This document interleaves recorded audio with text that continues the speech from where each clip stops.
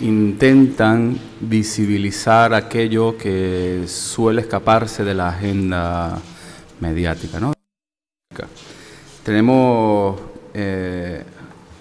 a Elena Cabrera. Ella es periodista especializada en temas sociales y culturales, directora de la Fundación Por Causa de Investigación Social y Periodismo de Migraciones. Ha sido es colaboradora del diario.es, del confidencial.com, y es especialista en contenidos digitales. Por otro lado tenemos a Silvia Pérez, periodista y licenciada en Filología Inglesa, especialista en información internacional y ha ejercido en la AES y varias ONGs como responsable de comunicación. Actualmente hace parte de La Mundial, colectivo dedicado a la incidencia política, la comunicación, la investigación y el desarrollo sostenible, justicia global y derechos humanos. Creo que aprovecharemos más el tiempo si vamos directamente, cedemos la palabra a Silvia Pérez para que nos hable un poco de su experiencia y bueno, damos comienzo a la mesa redonda. Pues lo primero, muchísimas gracias, Leonardo, y esperamos que... Vale. Muchas gracias, Leo, por la introducción y por acompañarnos en la mesa.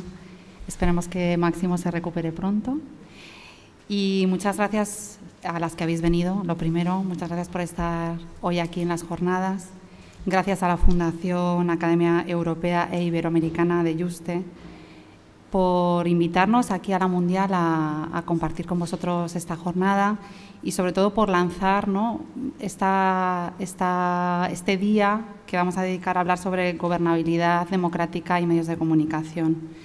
Yo creo que es muy importante pararse a pensar y a reflexionar sobre nuestro propio oficio o sobre nuestro propio trabajo y no suele haber muchos espacios para hacerlo. Normalmente yo creo que el fragor del día a día, sobre todo en un ámbito como es el del periodismo, pues a veces no permite esos espacios y yo pues le agradezco a la Fundación que haya puesto en marcha o que haya lanzado esta propuesta. Yo os voy a confesar que me siento un poco intrusa en esta jornada de hoy, porque si bien soy periodista, me sitúo un poco en la periferia del periodismo, es decir, no estoy en un medio de comunicación trabajando. Siempre he trabajado, como ha dicho Leonardo, he trabajado en medios, pero en muy poco tiempo.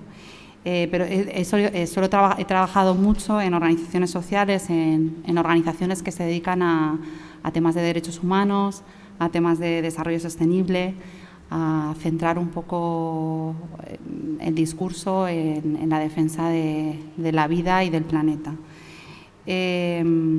Ahora mismo formo parte de La Mundial, que es un colectivo de creación política, así nos llamamos, que lo formamos parte personas que provienen en su gran mayoría del mundo de la cooperación internacional, del desarrollo sostenible y de los derechos humanos. Casi todos son politólogas y sociólogas y yo soy la única periodista en el equipo, con lo cual, más que una periodista de investigación, yo soy una periodista que acompaña procesos de investigación social, sobre todo. Bueno, en cualquier caso, espero que estos minutos en los que vamos a conversar, que yo espero que sea una conversación entre todas, pues voy a lanzar algunas reflexiones que parten un poco desde las investigaciones sociales que nosotros trabajamos, ¿no?, y de los temas que nosotros trabajamos. Me gustaría que pensásemos un poco cómo se construye el relato del mundo en el que vivimos, cómo se narra ese relato, no solamente desde los medios de comunicación, sino también desde los colectivos sociales y desde otros espacios como el discurso político y las acciones políticas, y cómo ese relato incide de alguna manera en la realidad que tenemos y en las políticas que sufrimos a veces o de las que nos beneficiamos, ¿no?, o de las que somos parte. Entonces, bueno, he llamado a esta breve presentación en la que lanzo algunas ideas narrar el mundo para transformarlo y para transformarnos, ¿no? Que es un poco... Bueno, para empezar, me gustaría que pensásemos un poco en qué contexto estamos narrando el mundo, ¿no? Qué contexto global es en el que nos situamos. Y yo creo que estamos en un momento, yo creo que las jornadas se enmarcan en un ciclo más grande, ¿no? que son otras 3 jornadas que hablan de los desafíos globales, ¿no? Yo creo que estamos en un momento de desafío, en un mundo desafiante y cambiante, y en un mundo que es claramente desigual. Es un mundo interdependiente en el que ha habido un cambio en la geografía de la pobreza y la desigualdad, y en el que estamos inmersos en una crisis ecológica más que evidente, ¿no? Y que ya es innegable. ¿Por qué decimos que es un mundo interdependiente? Pues yo creo que ahora mismo los problemas de desarrollo, antes decíamos que se situaban o los situábamos en la esfera de otros países, ¿no? Hablamos de países subdesarrollados y en vías de desarrollo, de países pobres, donde había muchísimas desigualdades. Sin embargo, yo creo que ahora estamos ante el reto de narrar o de vivir un mundo en el que los problemas son compartidos, es decir, que no se ubican en el llamado sur global, sino que nos tocan a todas. O sea, que la pobreza, la desigualdad, las migraciones, el cambio climático son retos globales que nos atañen a todas y a todos, no se sitúan en otros países, ¿no? Hay una evidente globalización de una forma de entender la economía, que es una economía financiera y poco pegada a la realidad de las personas que habitamos el planeta. Y otro de los signos de este mundo que habitamos es que hay un cambio evidente en la distribución del poder, y eso nos lleva a pensar que nuestros destinos y que las políticas que de las que formamos parte o de las que nos llegan o nos tocan al día a día, no las tomamos los ciudadanos de a pie, sino que ni siquiera los toman representantes elegidos democráticamente como hemos entendido hasta ahora, ¿no? Sino que hay otros actores globales que se escapan a nuestro control y que suelen ser actores privados, que son de alguna manera las que determinan las políticas que nos afectan en el día a día.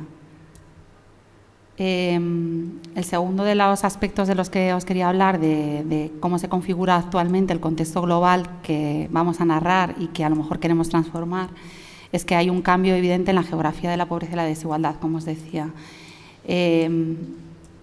Ahora mismo 2/3 de las personas pobres viven en países de renta media, no viven en los países que decíamos más pobres, sino que todos los países tienen sures en su propio territorio, todas las ciudades tienen sures, todos nuestros barrios tienen un sur también, ¿no? Hay un aumento de la desigualdad que yo creo que es evidente en todos los territorios. Por ejemplo, en Extremadura los últimos datos reflejan que la tasa de personas en riesgo de pobreza y exclusión social alcanza casi el 40% de la población. Y yo creo que es una cosa de la que a veces no se habla o no tenemos presente a la hora de narrar nuestro propio relato, ¿no? Y como avanzaba, estamos en una crisis ecológica sin precedentes. Yo creo que ayer comentábamos cómo la sequía nos afecta, ¿no? Afecta al territorio extremeño también, ¿no? Y nos afecta a todas. Yo creo que eso ya es innegable, ¿no? Que los recursos se agotan y que este mapa o esta geografía, o esta nueva geografía de la pobreza, esta crisis ecológica, afecta a las personas que habitan el planeta y nos afectan. Y a pesar de que estamos en un mundo interdependiente, seguimos hablando en una clave muy dicotómica de lo que ocurre en el mundo, ¿no? Externalizamos las amenazas como si ocurrieran fuera o no tuvieran nada que ver con nosotros mismos, con nuestras políticas, con nuestras acciones. Narrativamente los situamos como fuera de nuestros territorios, estas amenazas, ¿no? Y seguimos poniendo en el centro este fetiche que es el crecimiento económico para construir una imagen del otro muy amenazante, en la que se siguen levantando muros y fronteras a pesar de que la realidad nos dice que todo está interrelacionado y que los movimientos de personas, por ejemplo, responden a unas causas en las que nosotros también tenemos cierta responsabilidad. Este relato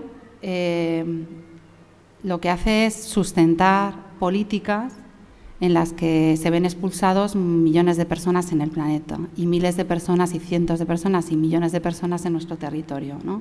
Se excluye a las mujeres, se elimina del mapa a las personas que han de desplazarse de los territorios por las prácticas de la extracción sin fin de los recursos naturales, por nuestro modelo de consumo. También se excluyen del relato, ¿no? Cómo los conflictos ambientales expulsan también a las personas de sus territorios, o cómo las personas son desahuciadas de sus casas precisamente por esta gran financiarización de la economía, ¿no? Por el desapego. Entonces yo os planteo que necesitamos, en este pequeño marco, necesitamos nuevas narrativas y nuevas políticas para explicar y para poder transformar un mundo que está plagado de estas personas expulsadas, en las palabras de la socióloga Saskia Sassen, que no sé si conocéis, pero que os recomiendo mucho acudir a ella, que además se sostienen en un lenguaje que es el lenguaje de la expulsión, ¿no? Saskia Sassen, sé que es un texto un poco largo, pero yo os animo a leerlo. Igual os lo voy a leer porque creo que explica un poco lo que os quiero transmitir o las ideas que quiero lanzar un poco para la reflexión, ¿no? Dice Saskia Sassen que necesitamos un nuevo lenguaje para expresar el hecho de que un número creciente de personas adultas de los barrios pobres de Estados Unidos nunca ha tenido un empleo. La expresión desempleado de larga duración es demasiado difusa y no logra captar una condición estructural radical. Nuestro lenguaje debe reconocer que 52 millones de personas identificadas por ACNUR como personas desplazadas casi nunca regresan a sus hogares, debido a que sus hogares han sido sustituidos por nuevos edificios lujosos, por una plantación o por una zona de guerra. En realidad, tanto los desempleados de larga duración como los desplazados han sido expulsados de la sociedad. Hay un hilo conductor en todo esto, ¿no? Estas y muchas otras expulsiones adoptan formas específicas en cada lugar del mundo y tienen contenidos específicos en diversos ámbitos, ¿no? En la economía, en la sociedad, en la política. Los expertos en desempleo de larga duración en el norte global no estudian a los desplazados en el sur global y viceversa. Y, sin embargo, en la base, estos desplazamientos comparten un elemento simple y común. Hay personas que son expulsadas, por lo general, de forma permanente, fuera de lo que había sido su vida. Yo creo que de esto, además, nos van a hablar mucho en la siguiente mesa, además, ¿no? Porque ellos tienen, Olmo y Ángel, yo creo que tienen una experiencia muy directa, ¿no? También en ver en otros lugares, pero también aquí, ¿no? Olmo también trabaja mucho en conectar un poco estas historias de personas expulsadas, ¿no? Bueno, y aquí llego a contaros un poco qué es lo que, partiendo de este contexto global y de entender el mundo de esta manera, muy parecida a la forma en la que la explica Saskia Sassen, que la explica muchísimo mejor de lo que yo lo podría hacer, es donde nos situamos el colectivo La Mundial, ¿no? Nosotros somos un colectivo muy pequeñito, que llevamos muy poco tiempo de andadura como colectivo con este nombre, aunque llevamos mucho tiempo de andadura conjunta en trabajar temas de desarrollo sostenible y derechos humanos, trabajamos por construir otro relato o un relato más fiel o más centrado en las personas y en la sostenibilidad del planeta, para impulsar esto que se llama, para hacer incidencia política, para que las políticas cambien y se adapten un poco a responder a los retos y desafíos que impone este contexto, ¿no? Nosotros trabajamos por poner públicamente y por construir un discurso político y una práctica política que ponga en el centro los derechos humanos de las personas. Y trabajamos también porque ese relato incluya o ponga en el centro la sostenibilidad de la vida y del planeta. Trabajamos desde un discurso y porque el discurso y porque la política sea claramente feminista, porque no excluya a la mitad de la población del planeta y porque se reconozcan las diferencias estructurales que existen por haber nacido siendo mujer en este planeta, ¿no?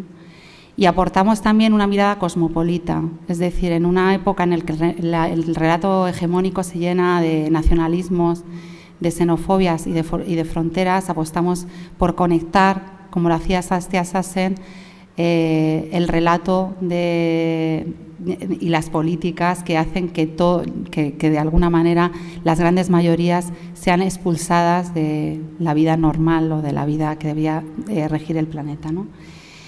Y trabajamos desde la convicción de que se debe construir una política desde abajo, o sea, desde down up, que dice Joan Subirats, ¿no? Trabajamos por este concepto, por concretar este concepto que se llama gobernanza participativa, que es construir las políticas desde la gente, ¿no? Y con los intereses que realmente tiene la gente, que al final yo creo que pasan un poco por estas miradas, ¿no? ¿Y cómo lo hacemos? Pues partimos por la experiencia que tenemos y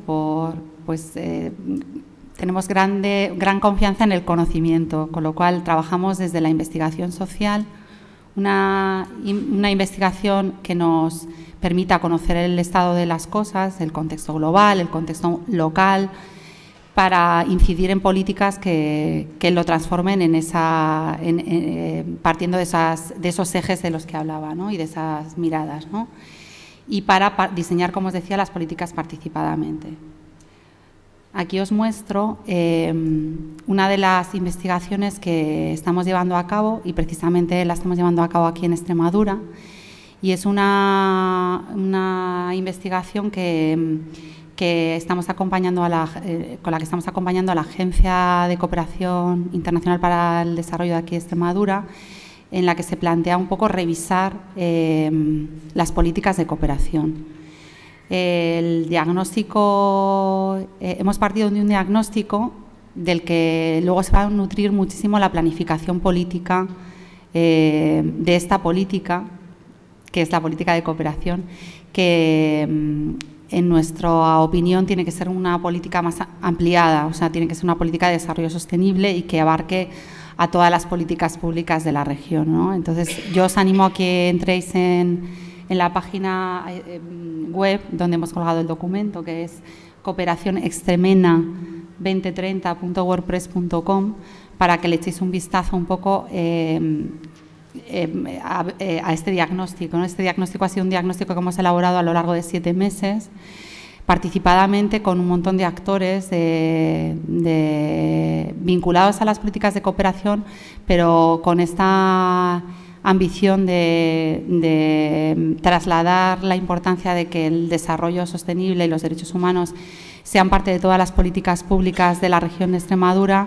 Pues hemos entrevistado a muchísimos actores y han participado en ella muchos actores que no son los clásicos de la cooperación, no solamente son organizaciones de derechos humanos, ONGs, la propia agencia, sino que hemos hablado con muchos decisores políticos, con muchas consejerías y con organizaciones y movimientos sociales que se escapan un poco o que se escapan de el clásico mapa de configuración. Entonces, ¿qué objetivos tiene esta investigación? Pues hacer este diagnóstico y hacer unas propuestas un poco con estos ejes, ¿no? O sea, a partir de esta investigación, para luego hacer una propuesta política que realmente transforme las políticas de desarrollo sostenible en Extremadura. Y bueno, esta es nuestra propuesta. Creo que también la agencia va a lanzar la planificación estratégica para los próximos 4 años, abierta a la participación ciudadana durante estas próximas semanas. Creo que han habilitado en su página web un espacio de aportes y de participación. Y bueno, pues este es uno de los trabajos que nosotros hacemos, que es muy centrado en la investigación social para incidir en las políticas públicas. Y por otro lado, tenemos otra pata en la que también nos gusta mucho, que es directamente trabajar desde el periodismo en esta narrativa que os explicaba de manera un poco a lo mejor teórica, ¿no? Tenemos un programa en la radio pública municipal del Ayuntamiento de Madrid. El programa se llama La Mundial, que trata de conectar precisamente lo que pasa en nuestra ciudad con lo que pasa en el resto del mundo, ¿no? Entender un poco estos vínculos y esta interconexión global. Y en esta apuesta de construcción del relato público han pasado por nuestras semanas, llevamos como 40 programas, ha pasado mucha gente y ha pasado muchos colectivos, muchos movimientos sociales, y hemos hablado de muchos temas. Hemos hablado de libertad de expresión, por ejemplo, que a lo mejor es uno de los temas que os interesa o os toca más de cerca a los periodistas y a las periodistas. Han venido pues Virginia Alonso ese día, vino Estefan Grueso, vino bastante gente. Planteamos los programas como en un formato muy tranquilo de diálogo y de reflexión, y hemos tratado temas como pues cómo contar el mundo también, en el que participó un compañero que está aquí en la sala, José Manuel. Hemos hablado del derecho a la ciudad, hemos hablado de cómo se construye la ciudad de Madrid, pero también cómo se construyen las ciudades, conectándolo con otras ciudades. Conectamos también con muchos compañeros corresponsales en América Latina.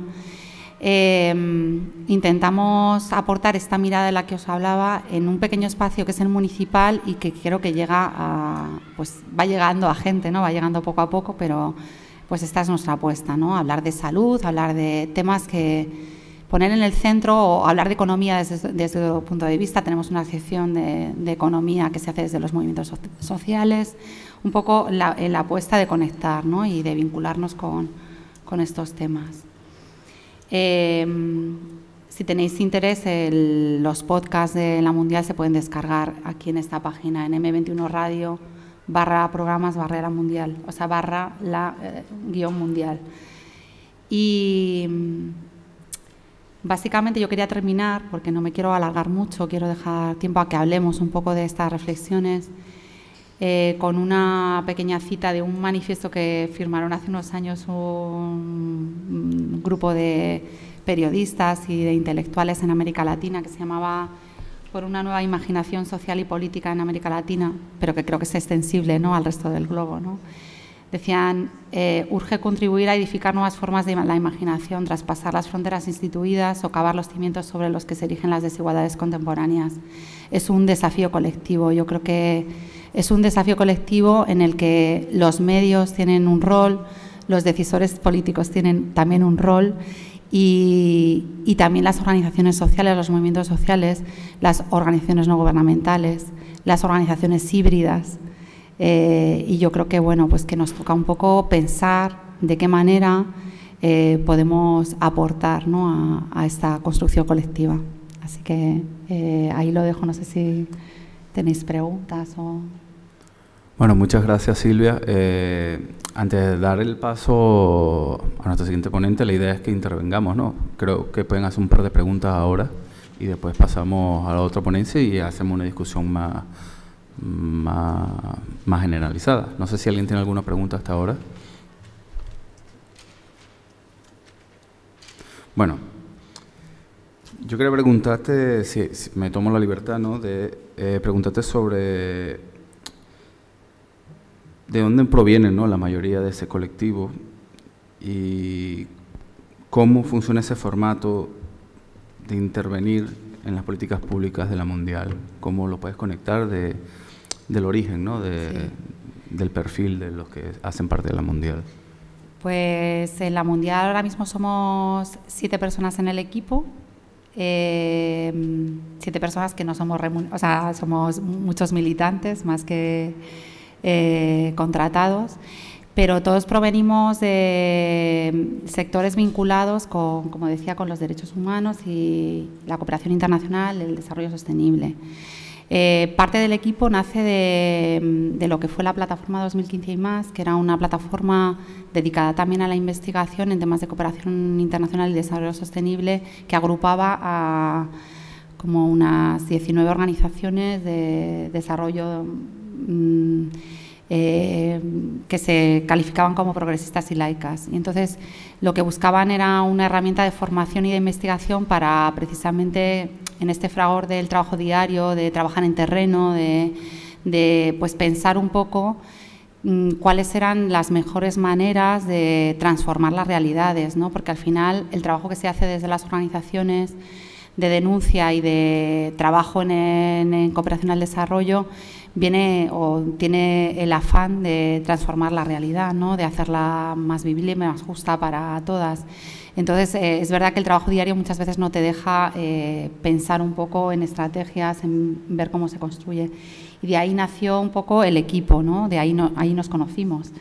Y de ahí luego saltamos a crear este colectivo.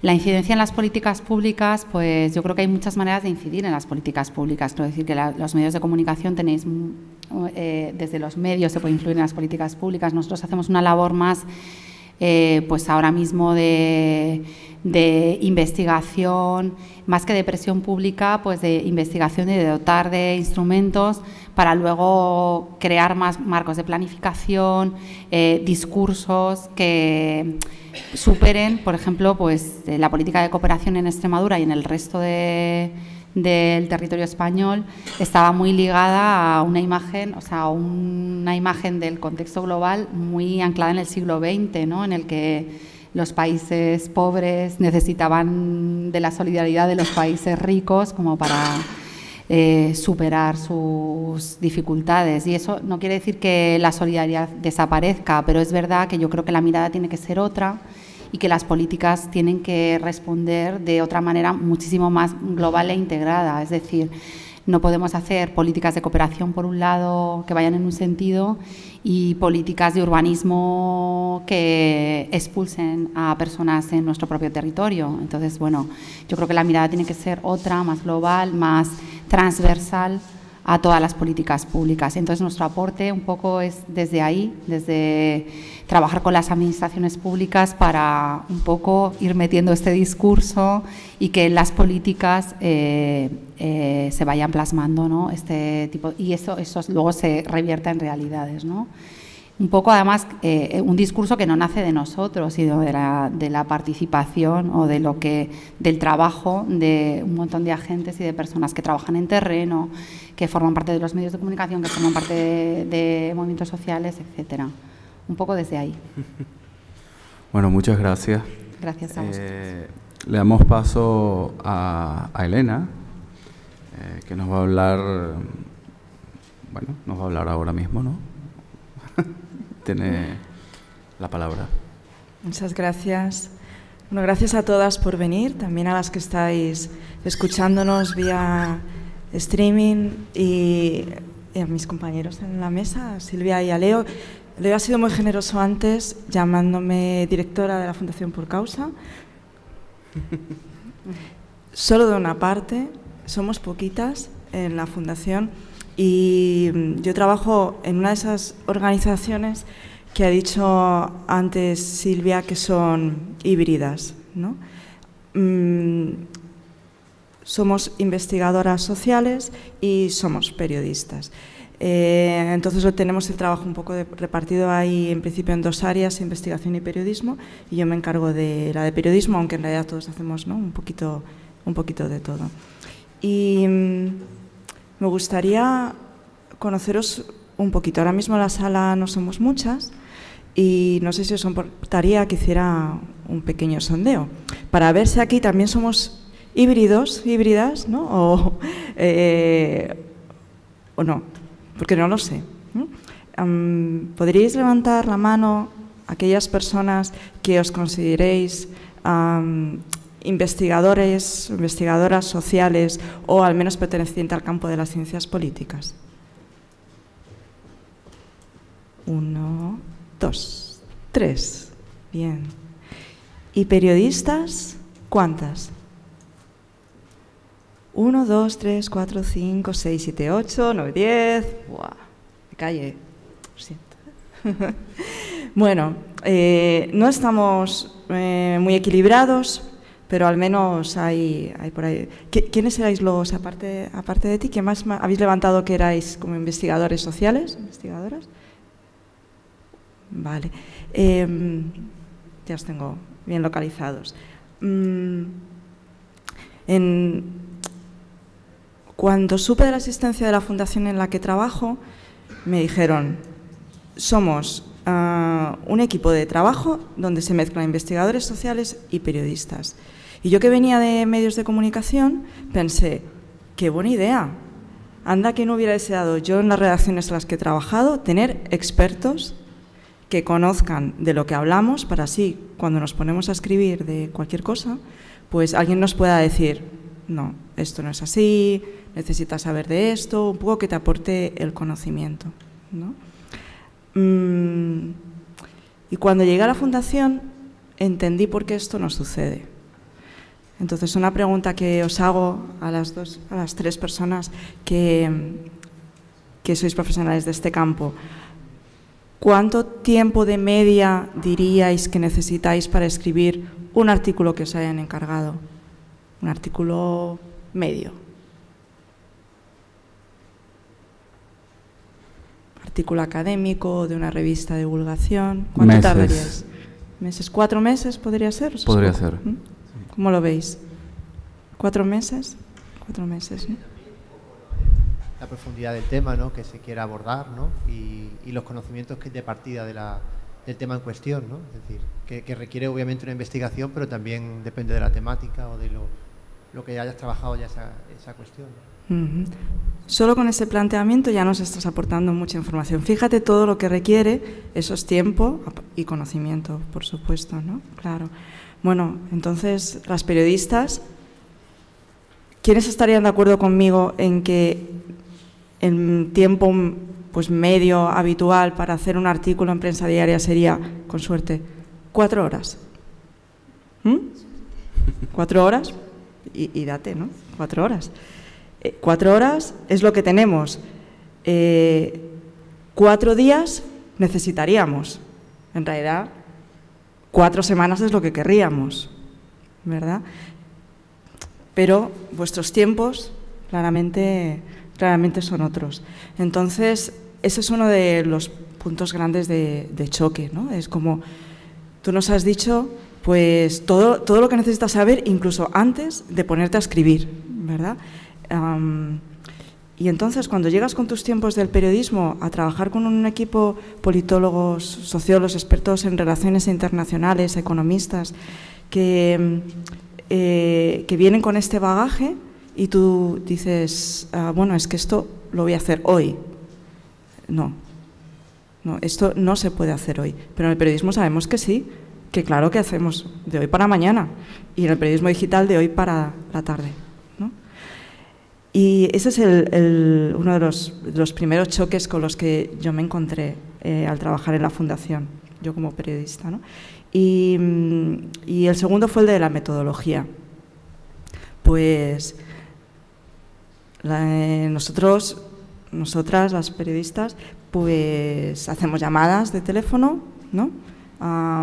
Si nos cae un informe en las manos, nos leemos la primera página, hacemos un control-C del tema que nos pueda interesar, localizamos ahí, quizás llamamos a un gabinete de prensa, pedimos el dato, pillamos unas declaraciones y tirando, ¿no? Cuando mis compañeras del área de investigación están trabajando en un informe y yo les digo, llamemos al gabinete de prensa, tendríais que ver la cara con la que me miran. Como, ¿qué? No, vamos a llamar por teléfono. No, tú estás loca. No, que lo mismo. Se enteran de que estamos investigando sobre esto y no queremos. No nos van a dar ninguna información que nos interese. Bueno, esto ya está contado en estos informes de Harvard, pero bueno, ¿y esto cuándo vas a tener esa información o cuándo te lo vas a haber leído? Bueno, pues dentro de 3 semanas igual yo te echo un pequeño informe y tal. Desesperante. Así que esto que a mí me parecía una brillante idea está condenada al fracaso día tras día. Pero, ¿creéis que nos importa o nos desmoraliza? Pues no, nos encanta. Porque durante todo el día peleamos para que las metodologías y los tiempos del periodismo y de la investigación encuentren un espacio de confluencia donde podamos hacer buen periodismo, contar buenas historias basadas en conocimiento y que sean rigurosas. Entonces es una pelea, y la misma pelea que nosotros tenemos internamente, cada uno desde su punto de vista, una no quiere ceder, la otra tampoco, la otra quiere llamar al gabinete de prensa, la otra quiere hacer 200 entrevistas a personas anónimas, no entiendes nada, ¿no? Pues te empiezas a escuchar y empiezas a entender que todo ese terreno y esas vallas que tú habías, esas líneas rojas que tú habías marcado en tu profesión, pues en realidad que las puedes levantar y puedes inventarte una manera diferente de hacer periodismo que no es el periodismo que estamos haciendo en los medios. Y claro, una vez que te convences a ti misma, tienes esta lucha diaria de que no nos entendemos, nuestros tiempos, nuestras metodologías, luego tienes que sacarlo fuera. También tienes que hacer que lo entiendan fuera. Nosotras tenemos dos escollos importantes, ¿no? Una es explicar qué somos, ¿no? Bueno, a Silvia le ha llevado un rato, ¿verdad? y además uno de sus objetivos era, primero, contarnos en qué contexto trabaja la Mundial, en qué mundo, y nos ha contado también qué relato quieren hacer de ese mundo. Bueno, es complicado. Esto para su momento a alguien en la calle y no, es difícil. Bueno, pues a nosotros nos pasa un poco lo mismo.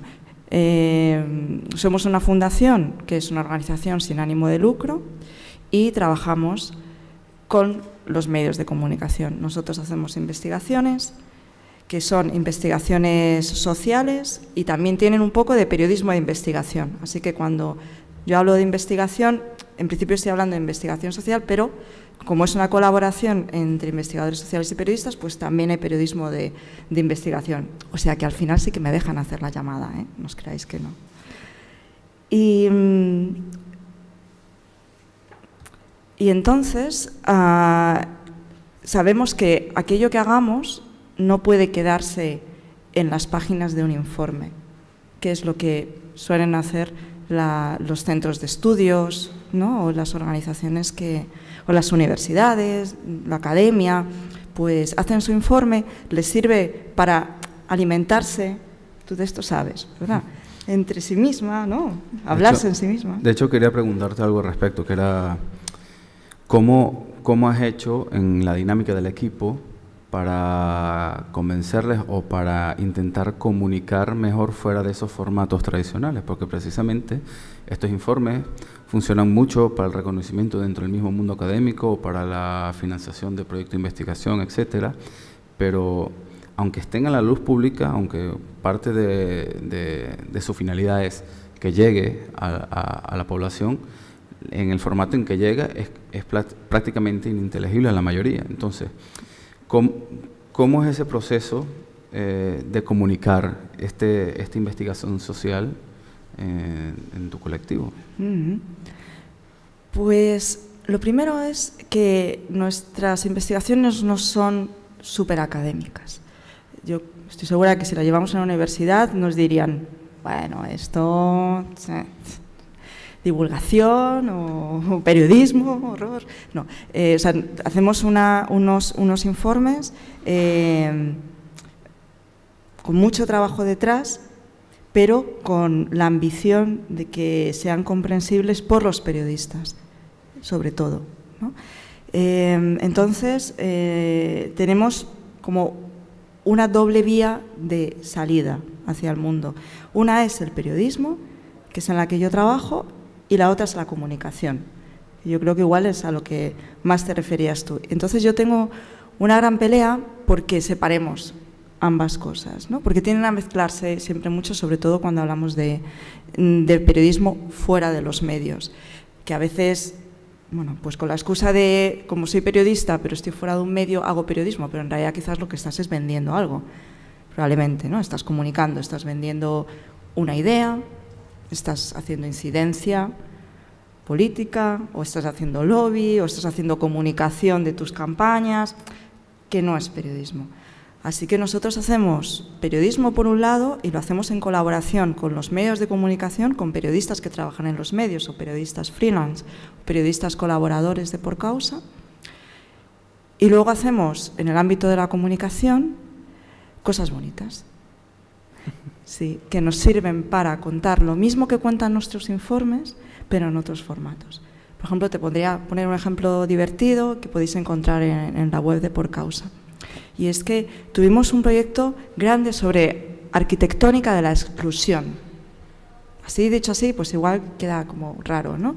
Y entonces ahí trabajamos con una arquitecta que desarrollaba su investigación sobre la arquitectura y la arquitectónica, que sería la relación entre la arquitectura y las personas, de las fronteras y todos aquellos elementos arquitectónicos que controlan a las personas o que las excluyen, de cierta manera. Entonces, como nosotros solamente nos dedicamos a hacer periodismo de investigación sobre migraciones, nos pareció todo un ámbito, toda una línea a explorar, ¿no? que no veíamos mucho, ¿no?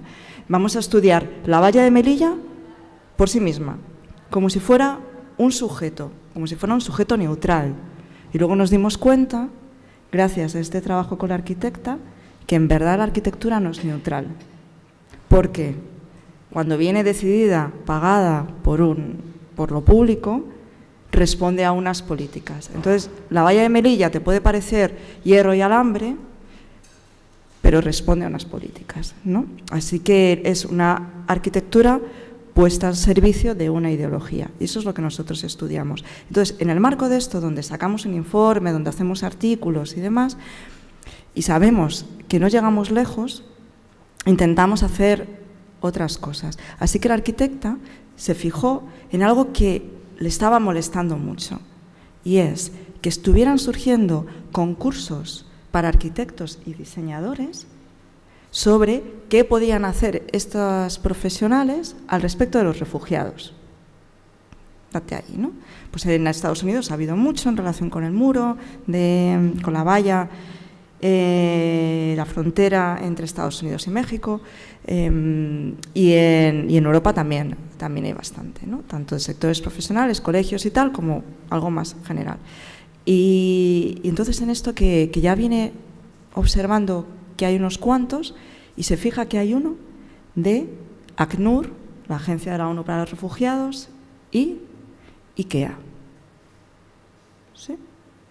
Y ya teníamos fichada a IKEA, que venía haciendo unas campañas, que a ellos les debía parecer lo más, ¿no? Que era una especie de instalación artística reproduciendo un asentamiento, digamos, temporal para personas refugiadas en medio de una ciudad, donde cada elemento que hubiera dentro de esa instalación tenía la típica etiqueta de IKEA, ¿sabéis? ¿No? O sea, yo qué sé, estantería Cal, con estas características. Bueno, pues ellos habían puesto lo mismo.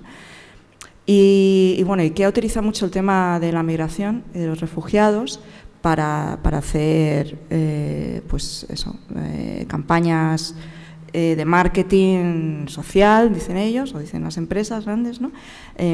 Pues para mejorar su imagen de marca. Entonces, ya esta alianza... bueno, también IKEA, por cierto, provee de casas, bueno, ¿cómo sería la mejor manera de llamarlo? Instalaciones habitacionales temporáneas, ¿no? Para campos de refugiados y demás, ¿no? Y que a diversos estados les ha proveído, entiendo que gratis, más o menos, o con un coste, obviamente, pero un coste de marca, ¿no? Una inversión de marca para ellos y gratis para los estados, pues de eso. En fin, pues sí que hace esto y así que lanzan un concurso. ¿Qué es lo que puede hacer la arquitectura para los refugiados? ACNUR e IKEA. Entonces dice la arquitecta, vamos a presentarnos. ¿Pero qué dices? Si estás en contra de esto que están haciendo. Tú que eres militante y sabes, y con ideas, súper joven, ¿eh? O sea, 25 años ella. Y dice, sí, vamos a presentarnos, pero vamos a trolearlos. Así que se inventó, como ella había estudiado todos los elementos de la valla de Melilla, ya los tenía dibujados, catalogados y tal para su tesis doctoral, cogió, la desmontó la valla y dibujó, al estilo de las instrucciones de montaje de un mueble de IKEA, un folleto donde te enseña cuál sería la mejor manera de desmontar la valla de Melilla. Papel reciclado, intervenimos el logotipo de IKEA, lo llamamos IDEA, sí. Y ese producto, IKEA, se llamaba Borderless. Además, para que colase mejor, le metimos una diéresis en la O. Y no veas si cuela, porque tiene toda la pinta, lo coges y lo empiezas a mirar y dices, ah, está bien esto que me he comprado para mi salón.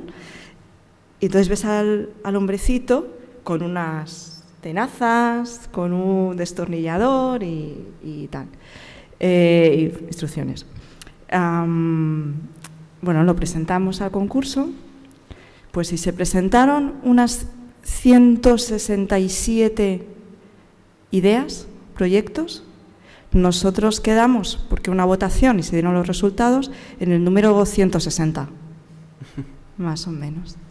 Así que ese es el tipo de cosas que para nosotros son comunicación, pero también están basadas en la investigación y que nos sirven para relatar, digamos. Una nueva narrativa, ¿no? Sí, llámalo así. Nos gustaría hacer más cosas como esas, pero la verdad es que somos poquitas y nos cuesta. También quería hablarte, bueno, pregúntame tú. Primero voy a preguntar a ver si alguien quiere participar. Esto es más un diálogo abierto ahora. Si alguien tiene algo que aportar, quiere preguntar alguna cosa mientras proseguimos.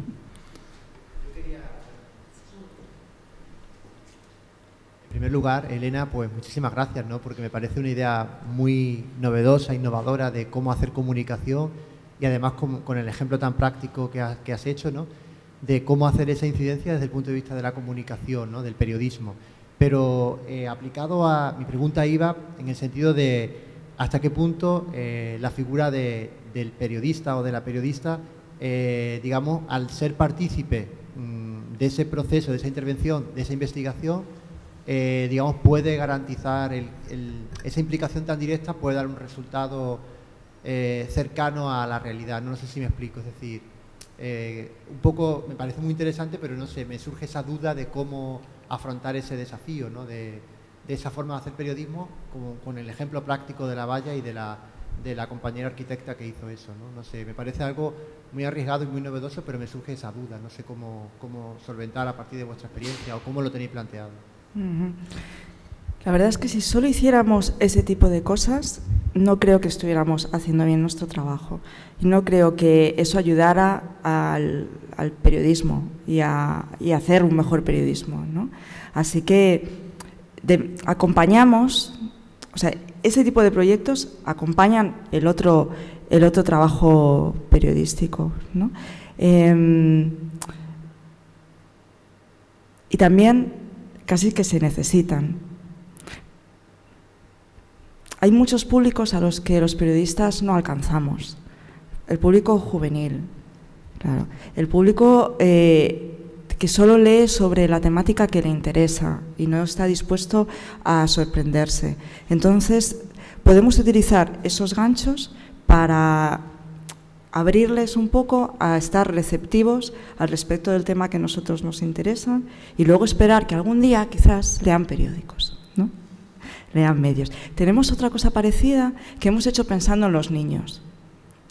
Claro, a veces dices, desde el periodismo no pensamos en los niños y en las niñas. Y si no les enseñamos lo importante que es el periodismo para la vida en democracia, mañana no van a tener ninguna confianza en el periodismo. Así que dentro de esas ideas locas, por ejemplo, hemos hecho un recortable, coloreable, para que las niñas y los niños jueguen con ella, que te habla de otras niñas y niños, técnicamente menores extranjeros no acompañados, menas, que vienen de lejos, cada uno con su historia y que según de dónde vengas tienes unas vulnerabilidades diferentes. Si eres chico o chica es distinto. Entonces nosotros esto, que lo hemos contado en 1000 artículos, 1000 reportajes, mira, hemos ido a Melilla, hemos ido a Grecia, hemos ido a los centros de menores, hemos hablado con muchísima gente, hemos hecho reportajes, los hemos hecho con El País, los hemos hecho con medios de un público, digamos, más juvenil, como puede ser Vice o Playground, pero también con El Confidencial, con El Diario, tal. Y aún así, todo eso que hemos contado lo van a leer los mismos de siempre. Entonces es desesperante, por eso nos inventamos esas cosas. Yo creo que si estas pequeñas, estos pequeños que jueguen con el recortable ya están como ahí con la sensibilidad de que hay unas historias que cuando crezcan les va a interesar escuchar, pues entonces ya leerán todo eso otro que estamos sacando, ¿no?, por otras vías, pero que llegamos difícilmente, ¿no? Claro, creo que es un poco enlazar el nombre de la mesa redonda, ¿no? Periodismo e investigación para visibilizar lo oculto, ¿no? Que es un poco lo que se mencionaba también en la ponencia anterior, ¿no? Que los medios, el poder que radica en los medios de comunicación está muchas veces en lo que no se discurse, lo que no es parte de la agenda pública. Y entonces, claro, ampliar esos temas que consideramos importantes, pues, de hecho, tu misma pregunta planteaba eso. ¿Cómo bajo eso? Cuando tú estás diciendo cómo bajo eso la realidad, es que estás pensando desde un espectro en donde no te encaja. Pero es que no encaja porque no está visibilizado. Y este es un esfuerzo visibilizador desde mi punto de vista, ¿no? No sé si quieres comentar un poco, si tienes algún proyecto en donde precisamente la política de transparencia te hayan, o el acceso a la información, te hayan presentado algún tipo de problemática o algo que responde un poco más a la pregunta que él nos acaba de decir, ¿no? Bajo esa visión, ¿no?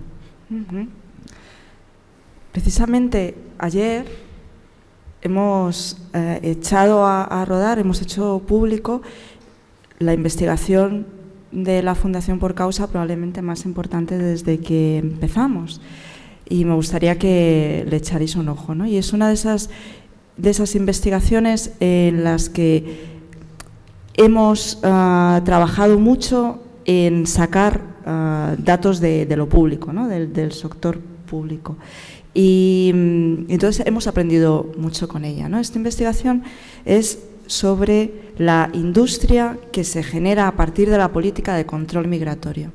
Así que hemos pasado pues 1 año y medio recopilando todos aquellos contratos que la administración pública ha licitado, digamos, con empresas españolas destinados a parar los flujos de migración de diversas maneras, ¿no? Con mecanismos de control fronterizo, con la herramienta favorita de los Estados y de Europa, que es la detención de personas en frontera y el mecanismo de expulsión y devolución.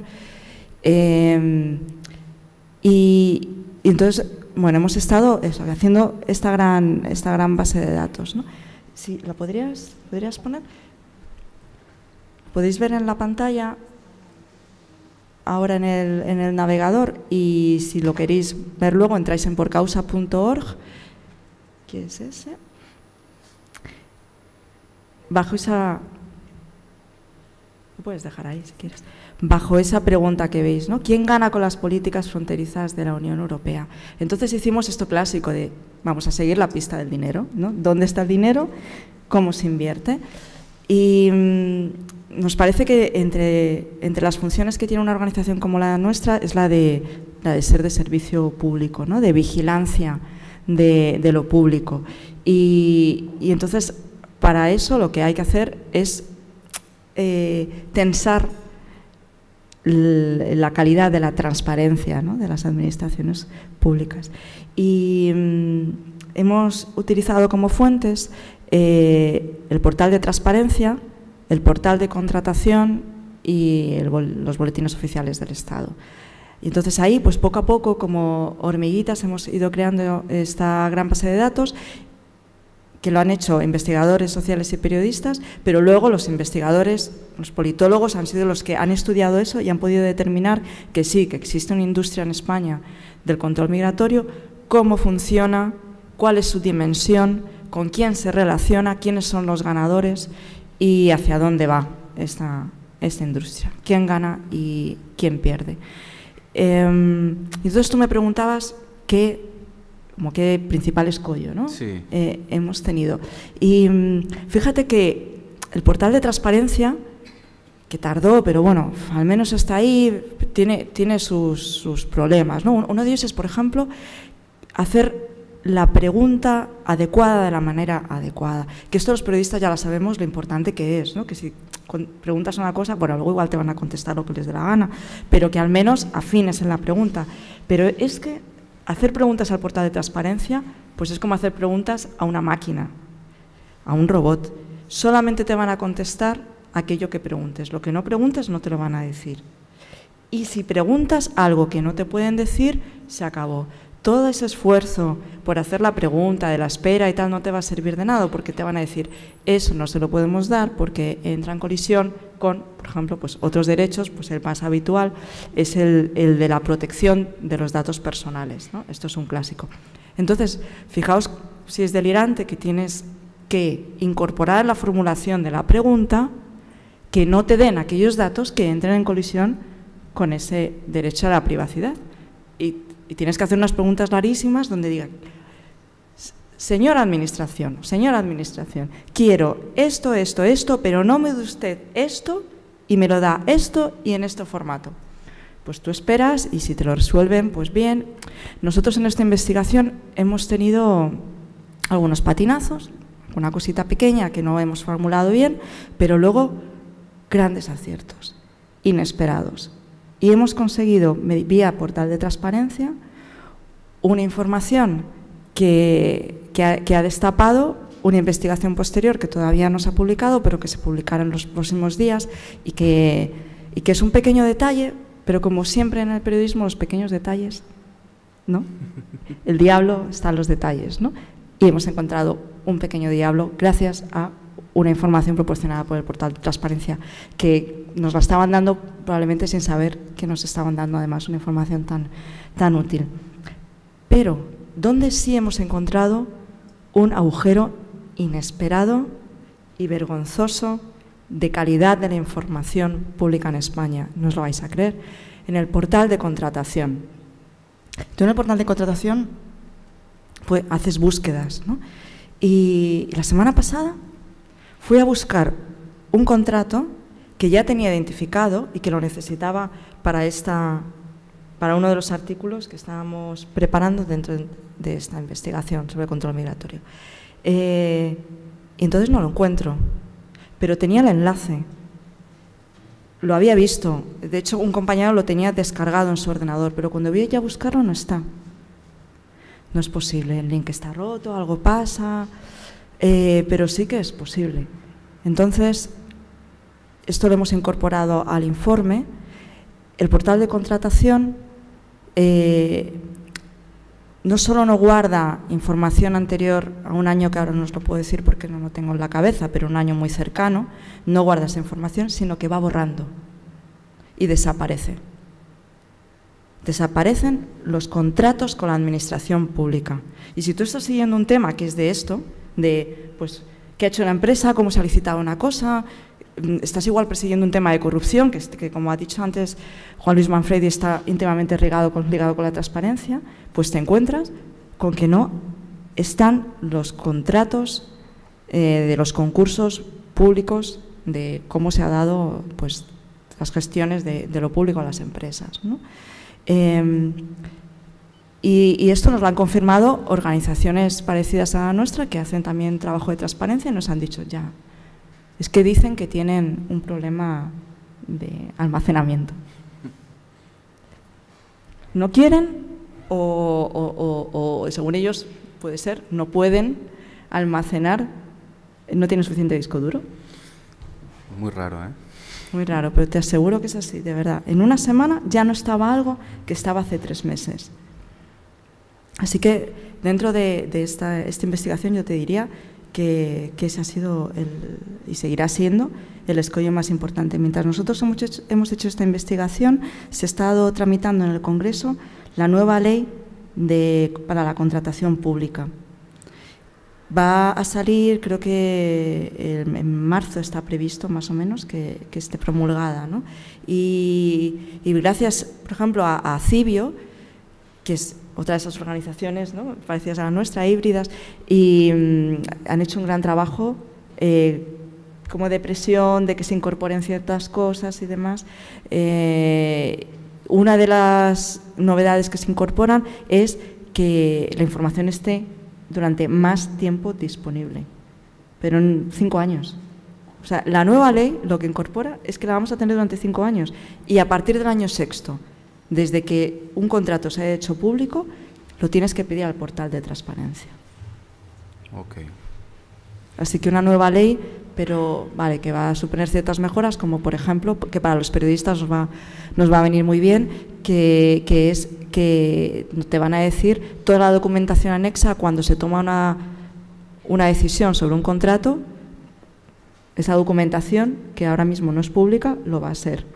Y te va a dar más pistas sobre por qué se ha tomado esa decisión. ¿Quiénes han sido los expertos independientes que en comisiones o no han sido consultados para esa contratación? Esto tampoco es público a día de hoy. Y una de las cosas más importantes, el objeto detallado de esta licitación, porque ahora mismo pues es como un titular y ahí puede haber escondido muchísimas más cosas. No sé si tienen alguna pregunta. Sí.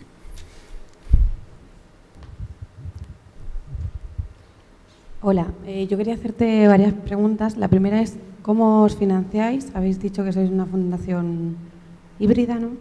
Y después, ¿cómo hacéis el contacto con los medios? Habéis trabajado con El País, El Diario, y si habéis conseguido hacer viral alguno de esos informes. Estaba recordando, por ejemplo, investigaciones que se empezaron hace mucho tiempo a hacer sobre la industria del aceite de palma, que ahora todo el mundo lo conoce y llevaba mucho tiempo sin que nadie lo leyera. No sé si habéis conseguido algo en ese sentido. Empiezo por el final. Intentamos que no sea nuestro trabajo crear esas viralidades. Nos gustaría, y hacemos comunicación la que podemos, pero en realidad lo que esperamos es que sean los medios, que son los que hacen las salidas periodísticas de nuestras investigaciones, los que con su fuerza y con su incidencia pública sean capaces de escribir unas historias que cuenten bien lo que cuentan nuestros informes. Yo no sé si viralidad, pero sí espero que esta investigación que hemos lanzado ayer, que va a seguir teniendo salidas durante mucho tiempo, porque lo que hemos encontrado aquí da para muchísimo, sí tenga la relevancia pública que debe tener, porque hemos demostrado, y yo creo que hasta ahora no se había hecho, con números, que hay una industria. Es decir, que una política ha generado una industria como la farmacéutica, como muchas otras. Ya me gustaría tener a mí la repercusión que ha tenido todo este trabajo de muchas organizaciones y de incidencia alrededor del aceite de palma, ¿no? También es un tema que toca mucho al ciudadano, a la ciudadana. Nuestros temas, además de que tienen que ver con la migración, son más difíciles, ¿no?, digamos, pero en realidad todos nos sentimos o deberíamos sentirnos apelados, ¿no?, porque es un tema que nos define a todos como sociedad, me parece, pero tenemos que trabajar más en ello, ¿no? Respecto a cómo trabajamos con los medios y como los periodistas, vamos poquito a poco. Primero hemos creado como pues un pequeño núcleo de medios y de periodistas de afinidad, con los que igual están en Madrid. Esto siempre es malo, ¿no?, porque al final terminamos a ser muy madrileño-céntricas, pero bueno, es que llevamos solo 3 años, o sea que poquito a poco, y solemos trabajar, aunque igual podemos hacer algún acuerdo, pero solemos más bien trabajar con redactores y redactoras y periodistas que no tienen el tiempo suficiente. Entonces, como trabajamos con ellos y les ayudamos. Así que el núcleo es pequeño, pero poquito a poco en cada investigación lo vamos abriendo, porque nosotros lo que queremos es, bueno, pues no casarnos con nadie, digamos, ¿no? Que mantener esa neutralidad, trabajar con todos los medios de comunicación que podamos. Todos nuestros informes son Creative Commons, nuestras bases de datos las publicamos y estamos siempre con ganas de trabajar con más medios, pero es que es un trabajo que no es como mandar un informe y ya, no mandas una nota de prensa, no mandas un mailing y se ha acabado, sino que te tienes que sentar varios días con alguien a trabajar, o tienes que invitarle a tu equipo durante meses, que venga a reuniones, ver papeles, ver bases de datos y pum, pum, pum, ir trabajando, ¿no? Esa es más o menos nuestra vía de trabajo. Y sobre la financiación, somos una fundación sin ánimo de lucro y nos hemos financiado hasta con un modelo, digamos, de financiación por la filantropía. Grandes donantes, que nosotros llamamos pioneros, y organizaciones que fundan, o sea, que dan dinero a organizaciones más pequeñas, como la nuestra, nos han ido aportando financiación, sobre todo estructural. Entonces, ahí la financiación más grande que hemos tenido es de la Open Society Foundations. Nos han proporcionado una financiación estructural con el objetivo de que seamos sostenibles, y nuestra idea de hacerlo es gracias a socias y socios, o el modelo que otros medios de comunicación están desarrollando de manera exitosa y que nosotros también pensamos que es la manera, ¿no? Pues el modelo del diario, demás. Entonces, nosotros lo que queremos convencer a la ciudadanía es que no queremos depender de un gran donante, o de dos, o de tres. No queremos trabajar por proyectos, porque eso te condiciona. Si ahora viene una fundación importante, bancaria, y nos da dinero, va a ser para que hagamos un proyecto determinado, y nosotros queremos seguir por nuestro caminito, ¿no? Así que la mejor manera para eso es tener unas socias, unos socios que te dan un poquito cada mes porque quieren que sigas haciendo este trabajo. Así nosotros, que los medios no nos pagan, que no nos paga nadie por lo que hacemos, que lo que hacemos es público y gratuito, libre y gratuito, solamente va a funcionar si convencemos a la gente que para tener una buena sociedad necesitamos un buen periodismo, y con los medios no es suficiente. Así que financiarnos a nosotras supone también, digamos, financiar el periodismo, porque lo que nosotros vamos a hacer no se lo vamos a cobrar un medio, se lo vamos a regalar, se lo vamos a dar. Es un trabajo en colaboración. Así que esa es nuestra vía. Gracias. Sí, hola. Elena hablaba antes de que hay que trabajar para que los tempos y la metodología del periodismo y de la investigación confluyan o converjan en un determinado punto. Quisiera saber si hay ese punto de convergencia, o dónde está ese punto de convergencia o divergencia entre la cercanía que tiene que tener un periodista de investigación con las fuentes y la lejanía que debe tener para fiscalizar esa información que le dan esas fuentes. Digamos, ¿existe ese punto medio o cómo nos movemos? No, no es un punto medio. En nuestro caso es un punto que está mucho más cerca del tratamiento de las fuentes que hace la investigación social. Punto medio, al 50%, yo creo que no funcionaría. Nosotros elegimos que la investigación, el marco, parte de la metodología y de las maneras, de los métodos de la investigación social. Así que el apoyo que podamos tener, digamos, por otras fuentes, pistas, como entrevistas, cosas que te cuentan, queda puesto siempre en cuarentena y llega al final, y lo utilizamos más bien para desarrollar las historias. Es una tensión, es muy difícil. Mis compañeros Gonzalo Fanjul y Virginia Rodríguez, a Gonzalo le vais a tener por aquí además en unas semanas, os va a dar una posición más desde la investigación, ¿no? Y él también os va a decir lo difícil que es, porque estamos peleando, estamos en tensión todo el día. Y yo creo que para que funcione tiene que ser así, porque lo otro, al final, empezar, digamos, darle más credibilidad a este manejo de fuentes que hacemos los periodistas, apoyarnos ahí, acaba con que la investigación social es una anécdota en el producto final. No funciona. Y yo creo que el trabajo que estamos haciendo en la Fundación Por Causa tiene credibilidad porque hemos optado por ese otro modelo, ¿no? Por darles más cancha a ese manejo de fuentes. Entonces, se basa más en fuentes abiertas, en otra literatura, en entrevistas, ¿no? Y una vez que ya está hecha la investigación, entonces vamos a contar historias a partir de ella, porque sin historias, ¿qué hay? ¿No? Pues tesis doctorales. ¿Hemos venido aquí a contar tesis doctorales? No. Hemos venido a contaros historias que os sirvan para entender mejor el mundo. Y de igual manera nosotras. Vamos a explicar mejor el mundo contando pequeñas historias periodísticas. Entonces ya ahí haces las llamadas, contrastas y demás. ¿Contesté?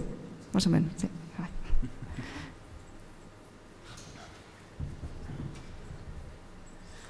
Bueno, no sé si alguien tiene alguna otra pregunta que quiera hacer o aportar algo más al debate.